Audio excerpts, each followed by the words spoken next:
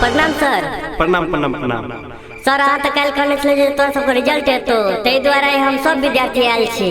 सर मनोज तक कहियो के आबै छल लेकिन हम आइ मनोजो के लके एलौ एहि दुआरे जे कहलिए कि चल आइ मनोज आइ तो रिजल्ट निकालते सबका ताइ तोरो तू अपनो रिजल्ट सुनिए लम तै लके हम मनोजो के लके आयल छी।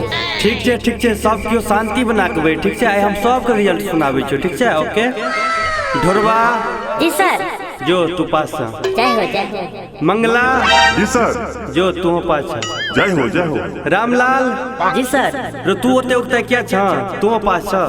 वाह वाह वाह वाह सर हमर की भेलै यो तोहर की भेलो अरे तोरो सुनबै छ किया उगताइ छ। एक तक कहियो के कोचिंग अबै छला आ कहाँ दिन पता लागल जे तू पुआर बाद बकरी कहाँ दिन बर्ड चढ़बै छला तै दुआरे तू कहियो के कोचिंग अबै छला ना तू फेल छ जो आराम से घर पर।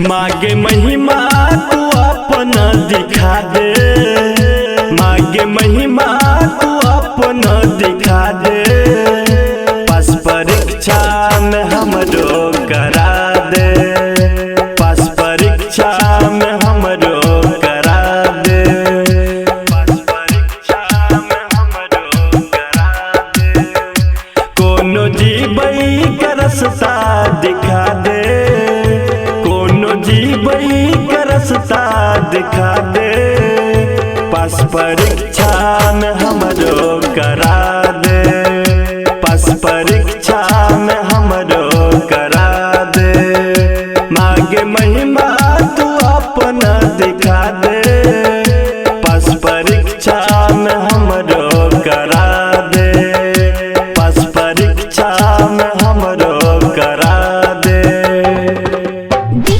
सुमित सतीश वर्मा डीजे सुमित सतीश वर्मा अखन अहाँ सब सुन रहल छी अनु रिकॉर्डिंग स्टूडियो के भक्ति में प्रस्तुति।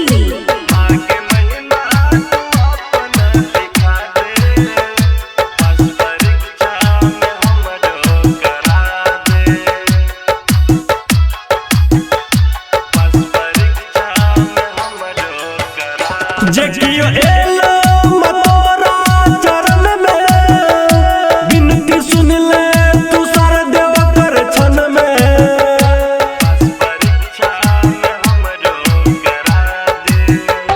जकियो एलो मतोरा चरण में विनती सुन ले तू सार देव कर छन में ऐ अभगलो क बिगड़ी बना दे अभगलो क बिगड़ी बना दे पास परीक्षा में हमरो करा दे कोनो जीवई का रास्ता दिखा दे कोनो जीवई का रास्ता दिखा दे पास परीक्षा में हमरो करा दे।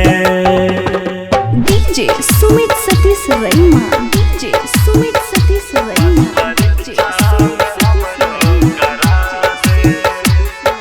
Singing by Manoj Madhwaniya.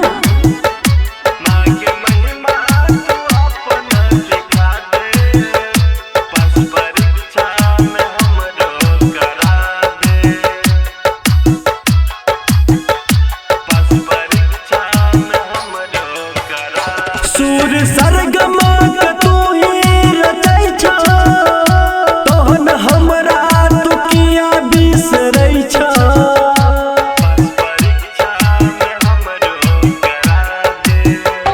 सूर सरगम तू ही रचै छ तोहन हमरा तू किया बिसरै छ कोर सर दे तू हमरो लगा ले सर दे तू हमरो लगा ले पास परीक्षा में हमरो करा दे कोनो जीवई का रास्ता दिखा दे कोनो जीवई का रास्ता दिखा दे पास परीक्षा में हमरो करा दे।